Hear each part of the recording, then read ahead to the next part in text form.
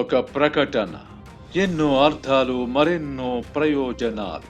Supreme court సూచిస్తే 2 తెలుగు రాష్ట్రాలు మళ్లీ కలిసిపోవాలన్నదే తమ పార్టీ విధానమని వైసీపీ ప్రధాన కార్యదర్శి, ప్రభుత్వ సలహాదారుడు సజ్జల రామకృష్ణారెడ్డి చేసిన ప్రకటన రాజకీయ పరిశీలకులను ఆశ్చర్యానికి గురిచేసింది.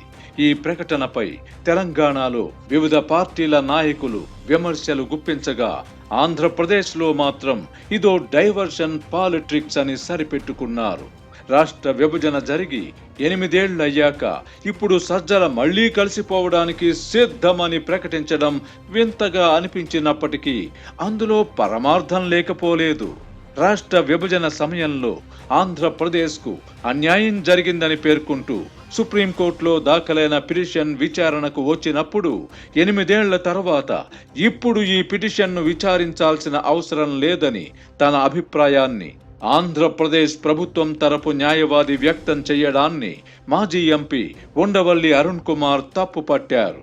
రాష్ట్ర విభజన సక్రమంగా జరగలేదన్న పిటిషనర్ల అభిప్రాయంపై మాట్లాడకుండా 2 రాష్ట్రాలు మళ్లీ కలిసిపోతే మంచిదే అని సజ్జల మాట్లాడడమేమిటి అని పలువురు భావించారు.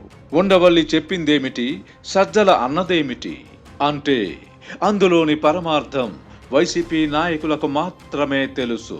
సజ్జల ప్రకటన తరువాత తెలంగాణలో వివిధ రాజకీయ పార్టీలు, ముఖ్యంగా అధికార భారత రాష్ట్ర సమితి నాయకులు విమర్శలు అందుకున్నారు. ఆంధ్ర వాళ్ల కుట్రలు మళ్లీ మొదలయ్యాయని బీఆర్ఎస్ నాయకులు తెలంగాణ సెంటిమెంటును మళ్లీ రగిలించే ప్రయత్నం మొదలు పెట్టారు.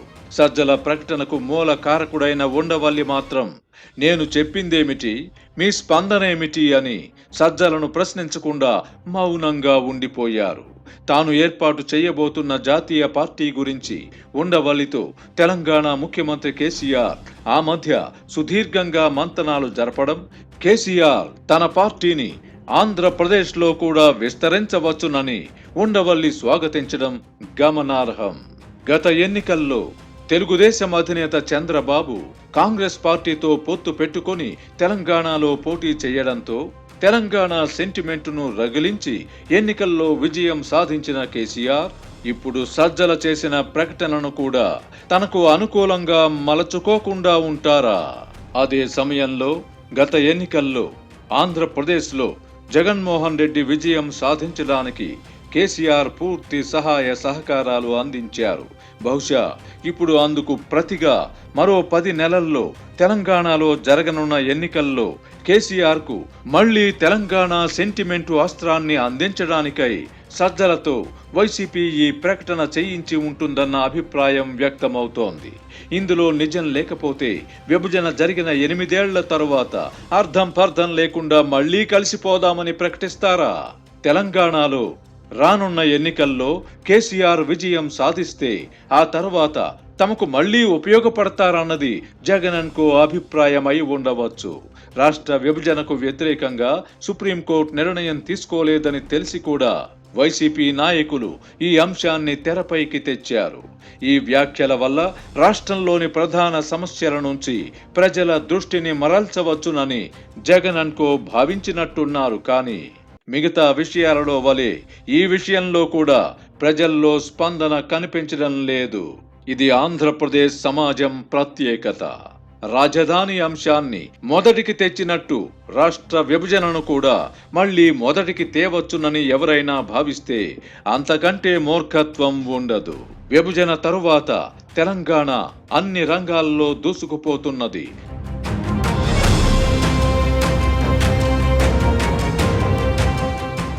ఆంధ్రప్రదేశ్ పరిస్థితి ప్రస్తుత ముఖ్యమంత్రి జగన్మోహన్ రెడ్డి పుణ్యమా అని మరింత అధ్వాన్నంగా తయారయ్యింది.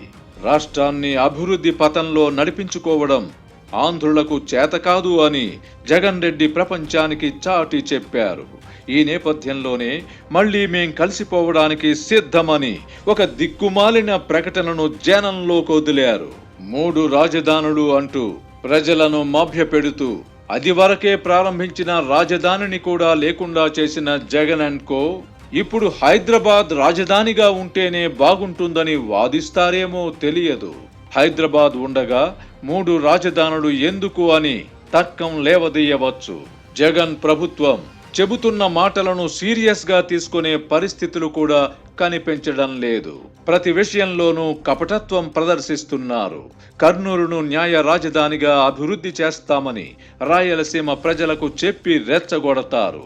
అదే సమయంలో సుప్రీంకోర్టులో మాత్రం హైకోర్టు అమరావతిలోనే ఉంటుందని బల్ల గుద్ది మరి రాష్ట్ర ప్రభుత్వం వాదిస్తుంది. ఇంతకంటే వంచన మరొకటి ఉంటుందా? ఇప్పుడు రాష్ట్ర విభజన సక్రమంగా జరగలేదన్న పిటిషన్ల విచారణ సందర్భంగా కూడా జగన్ ప్రభుత్వం ద్వంద్వ వైఖరిని అవలంబిస్తోంది. హైకోర్టు ఎక్కడ ఉండాలన్నది ముగిసిన అధ్యాయమని సుప్రీంకోర్టులో చెప్పిన తరువాత కర్నూలులో మళ్లీ గర్జన నిర్వహించడం జగన్ అండ్ కోకే చెల్లుతుంది. ఇప్పుడు తెలుగు రాష్ట్రాలు మళ్లీ కలిసిపోతాయని చెప్పడం కూడా ఈ కోవలోకే వస్తుంది. తాము ఏం చేసినా ఏం చెప్పినా జనం గొర్రెల మాదిరిగా తలలు ఊపుతారని జగన్ అండ్ కో నమ్ముతుండవచ్చు. కానీ అది ఎల్లవేళలా సాధ్యం కాదు. మనకు మళ్లీ హైదరాబాద్ రాజధానిగా ఉంటుందని వచ్చే ఎన్నికల్లో జనాన్ని నమ్మించే ప్రయత్నం చేసినా చేస్తారు. తెలంగాణ ముఖ్యమంత్రి కేసీఆర్ కు మేలు చెయ్యాలన్న ఏకైక ఉద్దేశంతోనే సజ్జల సదరు ప్రకటన చేసి ఉంటారు.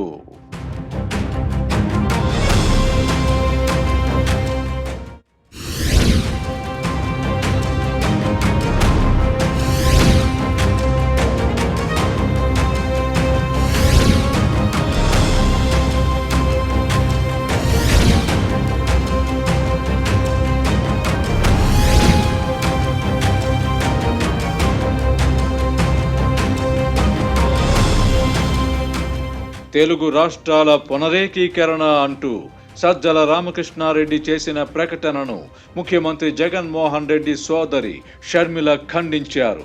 తెలంగాణలో తన రాజకీయ అదృష్టాన్ని పరీక్షించుకుంటున్న ఆమె ముందు మీ రాష్ట్రం సంగతి మీరు చూసుకోండి అని పరోక్షంగా సోదరుడికి హితవు చెప్పారు. తెలంగాణలో షర్మిల పార్టీ, భారతీయ జనతా పార్టీ దగ్గరవుతున్నట్టుగా ఉన్నాయి. బహుశా ఈ విషయం పసిగట్టే కాబోలు షర్మిల పాదయాత్రకు ముఖ్యమంత్రి కేసీఆర్ బ్రేకులు వేయిస్తున్నారు. షర్మిల కాన్వాయ్ వాహనాలపై దాడి చేయడం, షర్మిల కూర్చున్న వాహనాన్ని టోయింగ్ చేసుకుంటూ పోలీసులు తీసుకువెళ్లడంపై ప్రధానమంత్రి నరేంద్ర మోదీ స్పందించారు. ఢిల్లీలో జరిగిన ఒక సమావేశం సందర్భంగా మీ సోదరిని అలా లాక్కుంటూ వెళ్లినా మీకు బాధ కలగలేదా అని జగన్నుద్దేశించి ప్రధాని మోదీ వ్యాఖ్యానించడాన్ని ఆషామాషీగా తీసుకోలేం. రాజకీయ ప్రయోజనం లేకపోతే ప్రధానమంత్రి ఈ అంశాన్ని అంత ముఖ్యమైన సమావేశం వద్ద ప్రస్తావిస్తారా? జగన్మోహన్ రెడ్డిని నిలదీసినట్టు ఆంధ్రజ్యోతి కలగన్నదా అని నోరు పారేసుకున్న వైసీపీ ఎంపీ విజయసాయి రెడ్డికి చెంప చెళ్ళు మనిపించేలా షర్మిలకు ఫోన్ చేసి మరీ ప్రధాని మోదీ పరామర్శించారు. ఇది కూడా సత్యదూరమని విజయసాయి రెడ్డి వదరుబోతులా మాట్లాడితే సదరు పరామర్శకు ఏర్పాట్లు చేయించిన అనుసంధానకర్త ఎవరో కూడా నేను ప్రకటిస్తాను. ఏది ఏమైనా తెలంగాణలో షర్మిలను దరిచేర్చుకోవాలన్న అభిప్రాయానికి కమలనాథులు వచ్చినట్టున్నారు. ఆమెను ప్రస్తుతానికి తెలంగాణలో ఉపయోగించుకున్నా ఆ తరువాత ఆంధ్రప్రదేశ్లో ఉపయోగించుకోవాలని బీజేపీ పెద్దలు భావిస్తున్నారేమో తెలియదు. తెలంగాణలో కేసీఆర్ కు నొప్పి కలిగితే జగన్మోహన్ రెడ్డి భరించలేరు. అయితే కేంద్రాన్ని ధిక్కరిస్తే తమకు కలిగే నొప్పి ఏ స్థాయిలో ఉంటుందో తెలుసు కనుక తన సోదరుని బీజేపీ పెద్దలు రాజకీయంగా ఎలా ఉపయోగించుకున్నా జగన్ నోరెత్తలేరు. ప్రస్తుతానికి జగన్ కు అన్ని విధాలుగా అండదండలు అందిస్తున్న కేంద్ర పెద్దలు రానున్న ఎన్నికల వరకు అదే వైఖరితో ఉంటారని చెప్పలేము. తమ పార్టీ రాజకీయ ప్రయోజనాలే వారికి ముఖ్యం. తెలంగాణలో ఎలాగైనా అధికారంలోకి రావాలని అనుకుంటున్న కమలనాథులు చిన్న చితక పార్టీలను కలుపుకుపోవాలన్న అభిప్రాయంతో ఉన్నారు. ఈ నేపథ్యంలోనే షర్మిలను చేరదీస్తున్నట్లు చెబుతున్నారు. ఈ క్రమంలో ఆంధ్రప్రదేశ్లో జగన్ కు దూరం జరగడానికి కూడా వెనుకాడరని తాజా పరిణామాలు చెబుతున్నాయి. నరేంద్ర మోదీ, అమిత్ షాలు నమ్మదగ్గ వ్యక్తులు కాదని గత ఎన్నికల సందర్భంగా విజయసాయి రెడ్డి వ్యాఖ్యానించడం గమనార్హం. తెలంగాణలో రాజకీయ ప్రయోజనాల కోసం ఆంధ్రప్రదేశ్లో కూడా తెలుగుదేశం పార్టీని మళ్లీ చేరదీయడానికి కమలనాథులు వెనుకాడరని వైసీపీ నాయకులు బలంగా నమ్ముతున్నారు. జిల్లాలలో పర్యటిస్తున్న చంద్రబాబుకు ప్రజలు బ్రహ్మరథం పట్టడం కూడా జగన్ అండ్ కోను ఆందోళనకు గురి చేస్తోంది. ఈ కారణంగానే రానున్న ఎన్నికలపై జగన్మోహన్ రెడ్డి దృష్టి కేంద్రీకరించారు. 3 రాజధానులకు అనుకూలంగా కర్నూలులో నిర్వహించిన గర్జన విఫలం కావడం,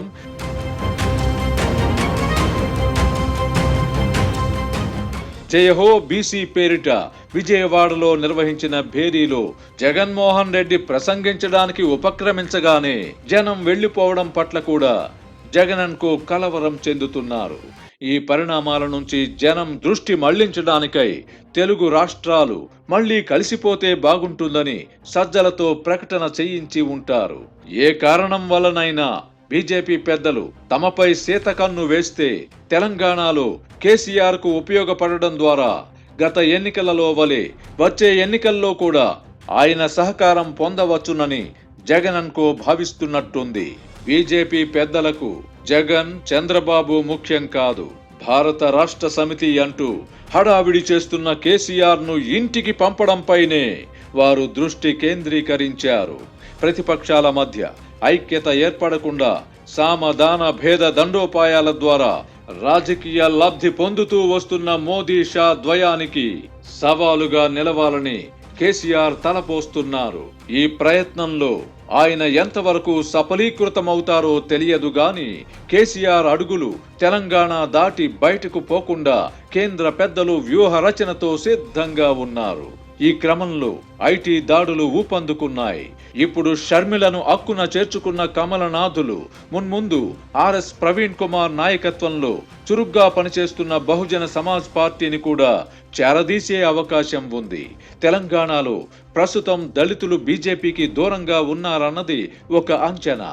దళిత బంధు ద్వారా ఆ వర్గం విశ్వాసం చొరగొనడానికై కేసీఆర్ ప్రయత్నిస్తున్నారు.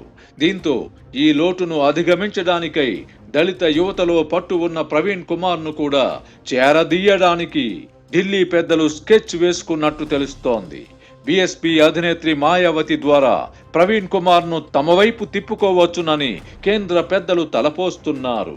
ఆంధ్ర, తెలంగాణ ముఖ్యమంత్రులు తమ రాజకీయ ప్రయోజనాల కోసం పరస్పరం సహకరించుకుంటున్న విషయాన్ని కేంద్ర పెద్దలు గుర్తించారు. ఈ కారణంగానే 2 రాష్ట్రాలు కలిసిపోవాలని అనుకుంటున్నామని సజ్జల చేసిన ప్రకటనపై రాష్ట్ర బీజేపీ నేతలు స్పందించలేదు.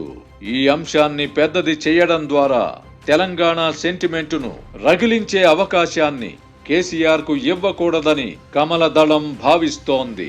తెలంగాణలో జెండా పాతాలన్న విషయమై బీజేపీ పెద్దలు ఏ ఒక్క అవకాశాన్ని వదులుకోదలుచుకోలేదు. ఈ క్రమంలో షర్మిలను అరెస్ట్ చేయడంపై సాక్షాత్తు ప్రధానమంత్రి స్వయంగా జగన్మోహన్ రెడ్డిని నిలదీశారు. ఇలాంటి అరెస్టులు దేశంలో సర్వసాధారణం. ఆంధ్రప్రదేశ్ లో జగన్ ప్రభుత్వం అమరావతికి భూములిచ్చిన మహిళా రైతులను వేధించిన పట్టించుకోని ప్రధానమంత్రి షర్మిల విషయంలో మాత్రం ప్రత్యేకంగా స్పందించారంటే ఆయనకు తెలంగాణ ఎంత ముఖ్యమో స్పష్టమవుతోంది. ఈ నేపథ్యంలో కేసీఆర్ తెలంగాణ చేజారిపోకుండా మిత్రుడు జగన్ అందించిన తెలంగాణ సెంటిమెంటు అస్త్రాన్ని రగిలించి ప్రయోగిస్తారా లేదా అన్నది వేచి చూడాలి.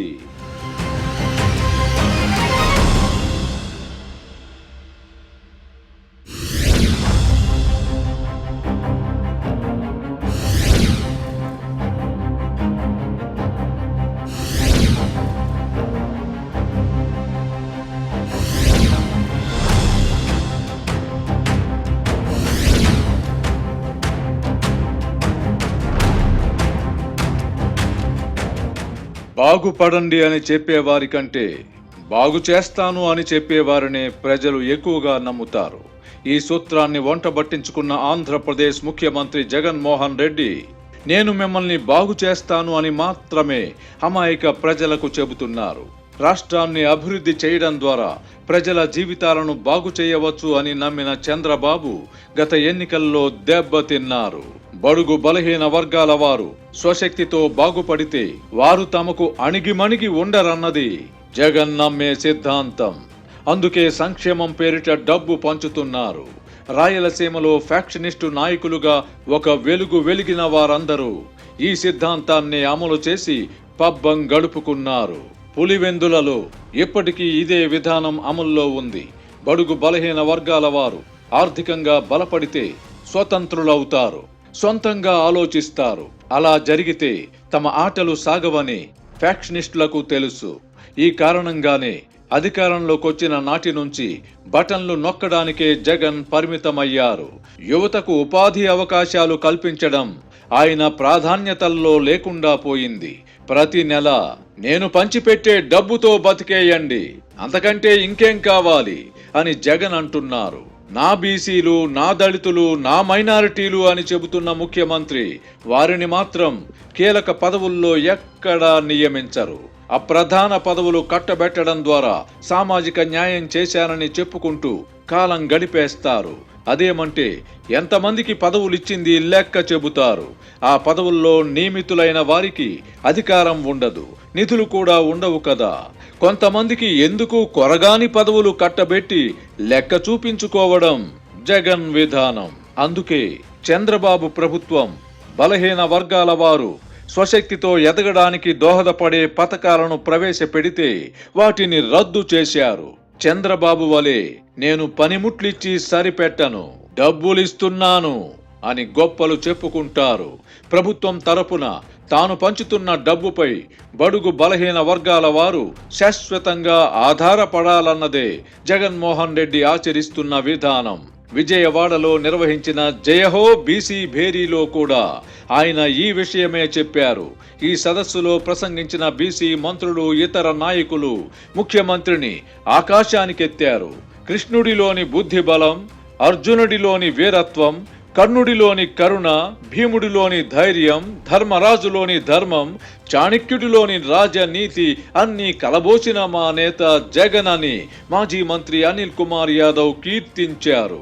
నిజానికి ఇక్కడ పేర్కొన్న ఏ ఒక్క లక్షణం కూడా జగన్లో కనిపించవు.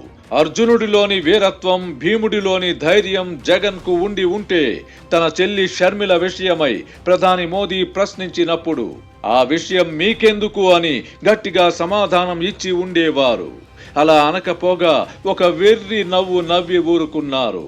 చాణక్యుడిలోని రాజనీతి జగన్లో ఉండి ఉంటే కేంద్రాన్ని మెప్పించి ఒప్పించి రాష్ట్రానికి రావాల్సినవి సాధించి ఉండేవారు. కర్ణుడిలోని కరుణ ఉండి ఉంటే రాజకీయ ప్రత్యర్థులను కేసులలో ఇరికించి వేధించి ఉండేవారు కాదు. ధర్మరాజులోని ధర్మమైతే జగన్లో మచ్చుకైనా కనిపించదు. కృష్ణుడిలోని బుద్ధి బలం విషయానికొస్తే అది లేదు గాని కుత్సిత బుద్ధి మాత్రం పుష్కలంగా ఉంది.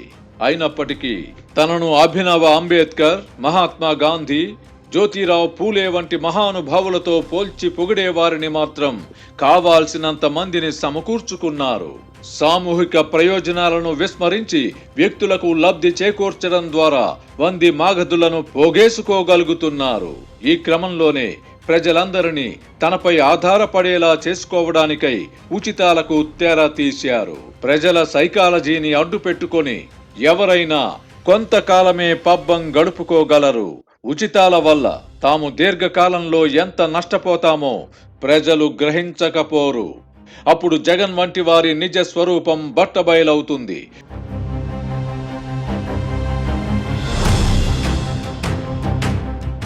ఉచితాల విషయంలో గుజరాతీలను అభినందించాల్సిందే. ఆమ్ ఆద్మీ పార్టీ అధినేత కేజ్రీవాల్ ఎన్నో ఉచితాలను ప్రకటించిన గుజరాతీలు వాటికి ఆకర్షితులు కాకుండా బీజేపీకే పట్టం కట్టారు. దేశ రాజధాని ఢిల్లీని మినీ ఇండియా అంటారు. వివిధ రాష్ట్రాలు, ముఖ్యంగా ఉత్తరాదికి చెందిన వారు ఉపాధి కోసం ఢిల్లీకి వలస వెళ్తారు.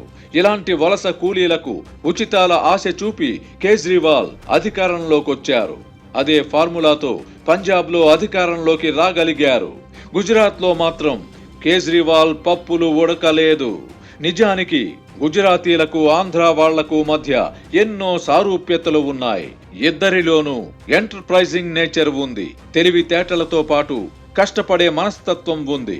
అందుకే ఈ రెండు రాష్ట్రాలకు చెందిన వారు అవకాశాలను వెతుక్కుంటూ ఎక్కడికైనా వెళతారు. అంది వచ్చిన అవకాశాలను అందిపుచ్చుకొని ఆర్థికంగా ఎదిగిపోతారు. ఈ రెండు రాష్ట్రాలకు చెందిన వారు ప్రముఖ పారిశ్రామిక వ్యాపారవేత్తలుగా ఎదిగారు. బడా కంపెనీలకు అధిపతులుగా ఉండగలుగుతున్నారు. కేంద్రంలో నరేంద్ర మోదీ, అమిత్ షా అధికారంలోకొచ్చాక గుజరాతీల పరిస్థితి రొట్టె విరిగి నేతిలో పడ్డట్టు కాగా, జగన్మోహన్ రెడ్డి అధికారంలోకొచ్చాక ఆంధ్రుల పరిస్థితి పెనం మీద నుంచి పొయ్యిలో పడ్డట్టయింది. రాష్ట్ర ప్రభుత్వం ఆర్థిక సంక్షోభంలో కూరుకుపోవడంతో రాష్ట్రానికి చెందిన కాంట్రాక్టర్లు, ఇతర వ్యాపారులు వలసబాట పట్టారు. ప్రభుత్వ పోకడల వల్ల పరిశ్రమలు కూడా తరలిపోయే దుస్థితి ఏర్పడింది. ప్రజలను ఉచితాల కోసం ఎదురు చూసే స్థాయికి దిగజార్చారు. షర్మిల విషయంలో జరిగిన దానికి తనకు బాధగా ఉందని వ్యాఖ్యానించిన ప్రధానమంత్రి నరేంద్ర మోదీ అదే నోటితో గుజరాత్తో పోటీ పడాల్సిన ఆంధ్రప్రదేశ్కు ఈ దుస్థితి ఎందుకు తెచ్చావు అని జగన్మోహన్ రెడ్డిని నిలదీసి ఉంటే మరింత బాగుండేది. అన్నీ తెలిసి కూడా జగన్ను సద్గుణ సంపన్నుడు అని పొగిడే వారిని ఏమీ చెయ్యలేం. అది వారి స్వార్థం. జగన్మోహన్ రెడ్డి తన సొంత డబ్బుతో దాన ధర్మాలు చేస్తే పొగిడినా అర్థం ఉంటుంది. రాష్ట్ర భవిష్యత్తును కూడా పణంగా పెట్టి పంచిపెట్టడాన్ని కూడా కీర్తించాలంటే ఎలా? అలా చెయ్యడం రాష్ట్రానికి ద్రోహం చేయడమే అవుతుంది. జగన్ పాలన వల్ల ఆంధ్రప్రదేశ్కు ఏమి ప్రయోజనం అని ఎవరికి వారు ప్రశ్నించుకోవాల్సిన తరుణం ఆసన్నమైంది. లేని పక్షంలో ఆషాఢ బూతులదే పైచెయ్యి అవుతుంది. అధికారం అటువంటి వారికే దక్కుతుంది.